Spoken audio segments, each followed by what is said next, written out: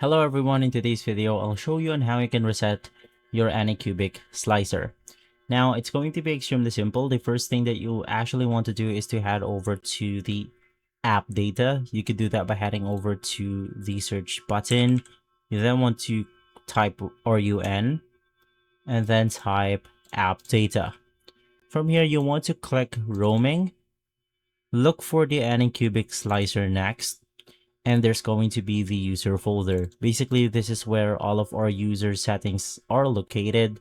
So what you want to do is to just delete everything inside this path, and right after opening up Anycubic, it will just reset it to the default setting, or you could basically see the default ones right here.